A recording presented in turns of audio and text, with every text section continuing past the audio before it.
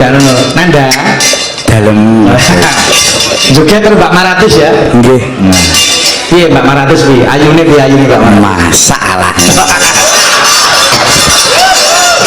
ayo kok umpama di bojo Mbak Maratus sih pengen anak piro nek piro Mas aku manut ta kok manut lo karek ora iki wong loro iki di program sak rekae niku nggih kula niku nderek kabeh Mas heeh ning mboten program pemerintah sana kuwi Senes keluarga bercelana lho kabeh yo nek ora nganggo kathok ora yo bablas kaya anu iki lho kaya geleng-geleng kaya sekolah iki dirampung isik iya karo rada cilikna awakmu ya abot to ya sakmene kok ya senek jangan karo Mbak Maratus dolan wong loro Mbak Maratus tak goncengke mboten lah piye lah kok ora numpak sepeda motor iki lho mboten sakit kula lah terus ora iso numpak motor to mboten sakit lah nek pacaran terus sumpah tenan Mbak Maratus mboten sakit iki ora iso numpak pitondale lho ora iso cah kowe waduh wis lakon lah terus nek wong loro piye nggih becak mawon becak iki kamangka papane sempit lah nek mbok nggo dhewe ya kebak lah terus piye tak pangku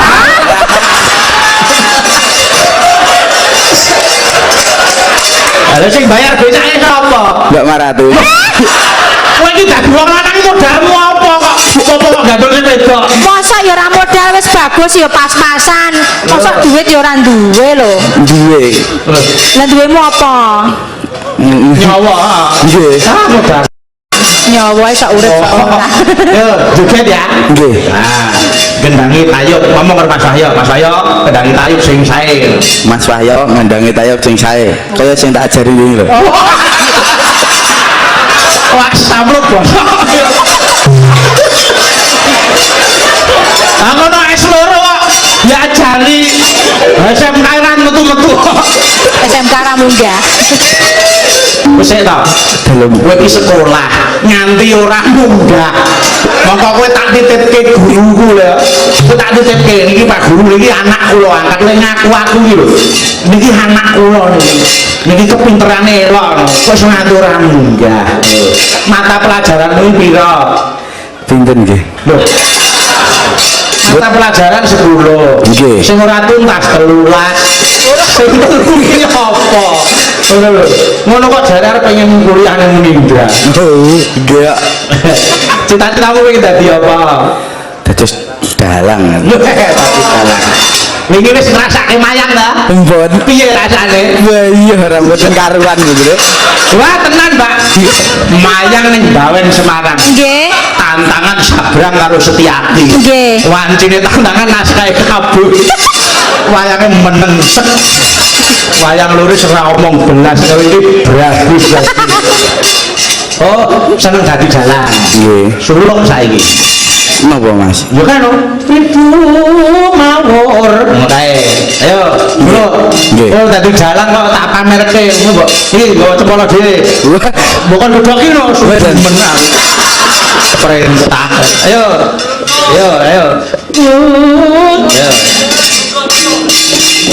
alah war lungguh kok keplengkang lho yo tak jagani aja ta yo iki sih yo enggak yo ridu mawur mangawur-awur-urahan jelas terus pengarane ngajurip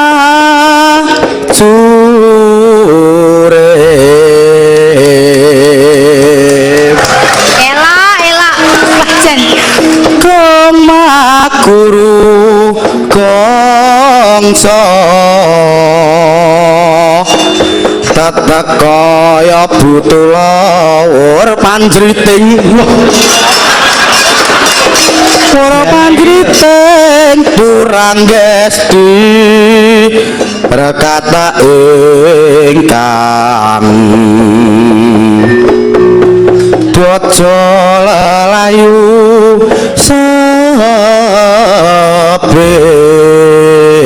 sabit Ya.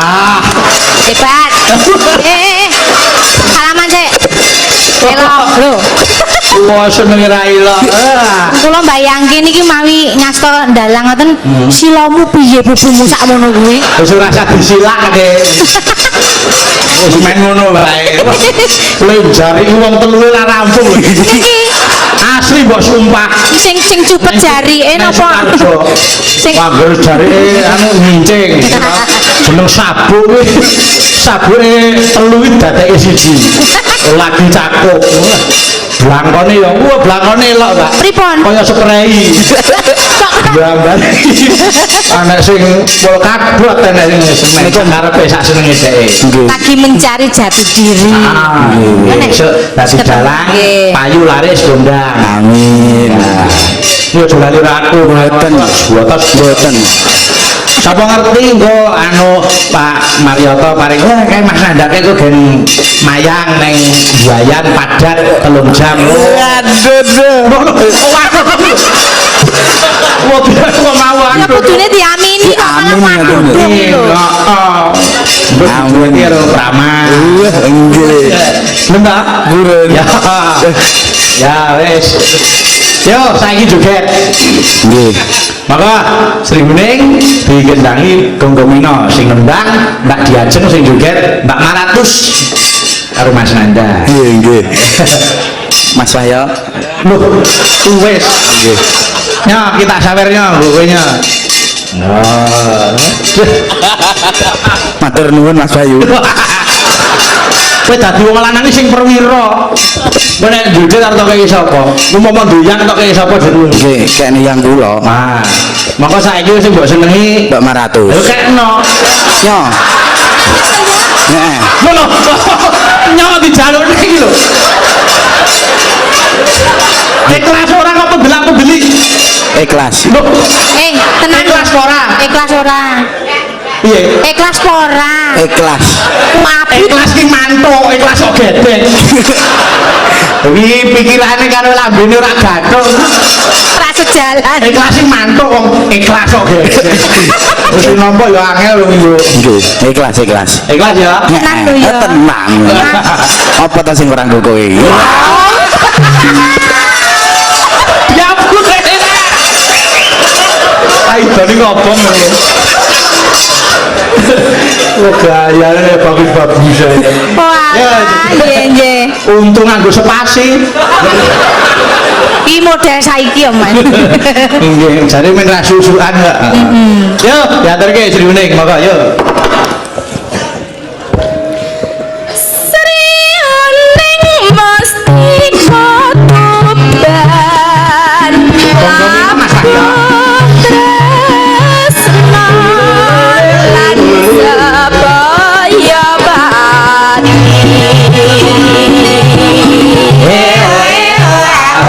Marang Raden Wiratmaya.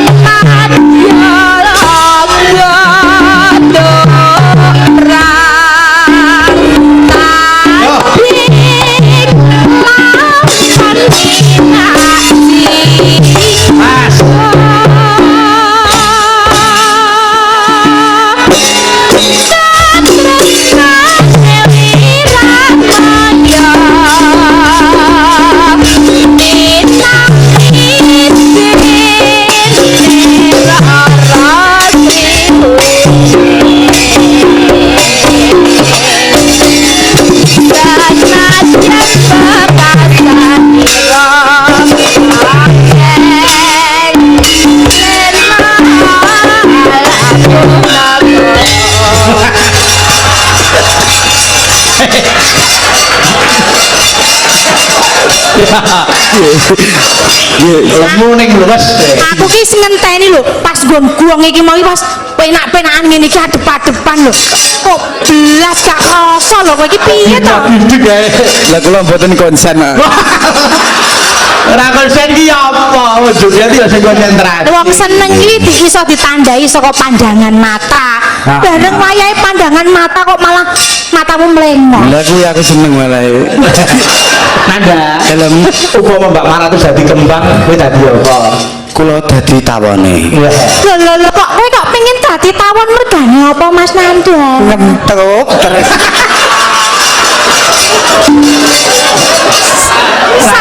Saumpamane aku dadi kopor Mas Nanda. Kowe dadi apa? Aku dadi ya kuwi mau lho. Apa? Cerete. Lah kok ceret pamrihe? Nangkring terus. Ya abot nangkring kok sakmene lho. Yo nangkring. Semua kok nangkring mlindes wis Ngebruin kok. Saumpamane aku dadi ambulan Mas Nanda. Hah, belum maju teh. Mboten. Niku batange.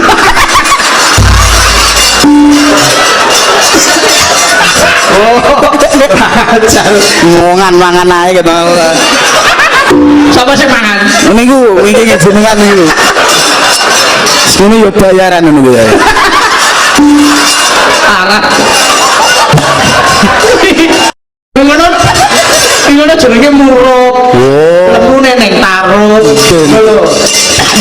Wes. Nggih. Mas ya terus ya. Nggih matur sembah nuwun nggih. Nah saiki iki saweran lho kowe. Nggih, matur nuwun sangat Abayu. Ning ngendang sambel kemangi. Ngedang. Ngendang kok. Nggih. Ya sambel kemangi ya. Nek ngagem kendang napa? Lho nang saipong. Nggih. Wah, bayane itu kok nari kendang apa iki? Boten. Kowe kok nari aku kendang apa ki lho? Jalukmu kan kendang apa? Mboten jaipong. Kabare apa gelem lho? Jaipong mawon. Jaipong. Ya, sing nyanyi siapa sambel kemangi? Siapa ya? Mbak Maratus mawon. Mbak Maratus. Aku. Heeh. Kowe ngomong ngono ku ngomong tok. Nggih. Lho. Gak sida. Lah kok gak sida? Aku ora sida tuku pulsa. Umpamane ora sida ngongkon aku ngongkon sapa? Yes. Sapa? Sapa? Ora sida Mbak Martu. Ora sida aku sapa? Mbak Diajeng. Yo ngomong tok. Ngongkon no? Yo engko tak transfer. Transfer. Apa? Gak boleh. Transfer sambal pecel. Oh alah. Wah, aku kemaki tenan. Biar kan kancane iki dihapusi kok waktu gawake kenang-kenangan. Nggih, terus Ora ngerti kok kancane iki nek dhek iki juragan kijing iki tak ngerti. walah. Nggih. Kancane iki ya wis ya gelem aku lho kenang-kenangan. Wis sak ibuku pisan gekno kenang-kenangan ya. Mbok juragan kijing. Wah, terus lajeng pripun? Iki mbok iki cah kuwi. Mulih nang desa bari ten Solo Mbak Maratus. Nggih. Arep ibune tak digawani dureng. Walah. Jos no. Mbok cacahe kok digawani ning ngaku nampa iki mung arek loro. Nang ngebis aku wis dibel ibune. Mas, Petro niki kula mbok tangi duren lari kula gangsal. Oh nggih. Wah, Waduh, gesek. gangsal Bu. Nggih. Kan anu niku kok nampik kalih. Nah, iki kula takon denan durene 5. Terus dhek 15. Anu Mas kalau sing 3 kula rasake mbok menawa racun lho. Mbok menawa nek racune jare. Oke. Kadang sambut teman. Ngrasake kok telu iki kok. Sopo rene sik rene. Nduk. Nah, ngono. Gandeng aku iki seneng kowe wani bawa tur ning ngarepe sing tok gemari ya ta. Diajeng. Ya, iki nek D100. Nah, joget masamu. Wah, D100 kamu lap-lapi akeh tunggale. Lho enek diajeng. Alah. Dapur wis rintil nek. Rupamu kuwi lho. Biyen tok ya ngene kok mesti to. Ya awakku iki. Wis.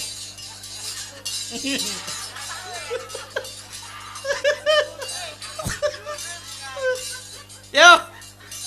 Dijogeti. Yo ndak diajeng di langgamke. Ya, jogeti. Kowe pilih joget tak bandem cemolo. Nah, joget. Nah, bocah ya. Jejer sik karo diajeng jejer sik ta. Alah.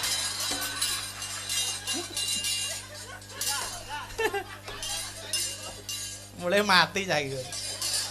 Yo. Sriuning mustika tuban labuh tresna lan sabaya pati marang Raden Wiratmaya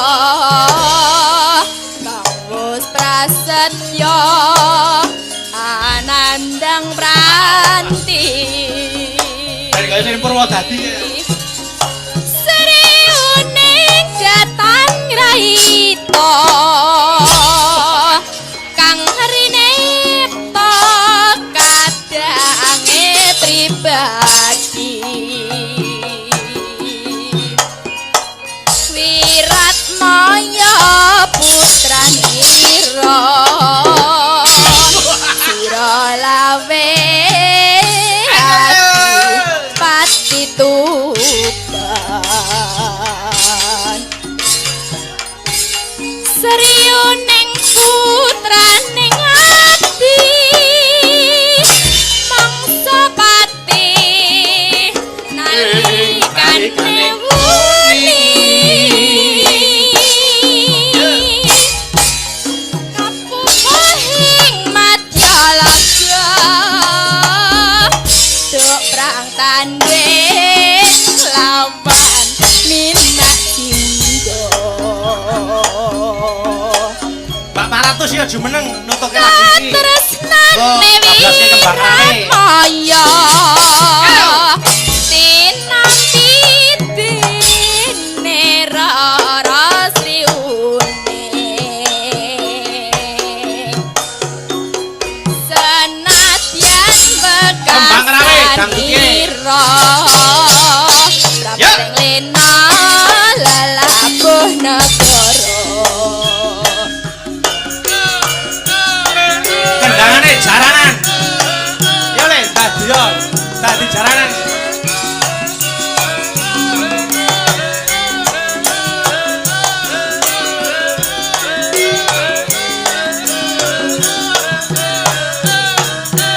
ayo ya What?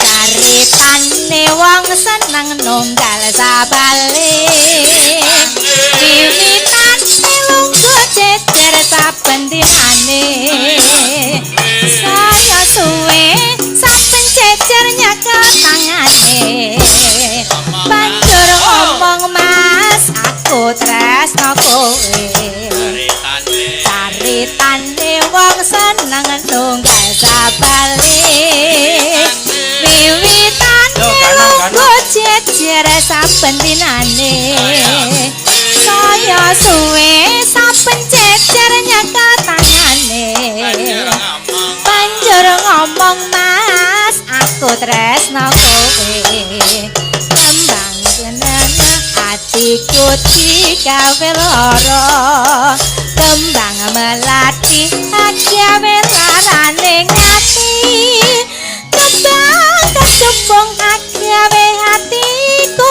bingung kembange mawar tresnaku wis kadung buyar mula wong tresna ora kena nggo sembrono ora becik tumrape priya wanita kembange rawe iku paribasane tinimbang rame luwe becik tak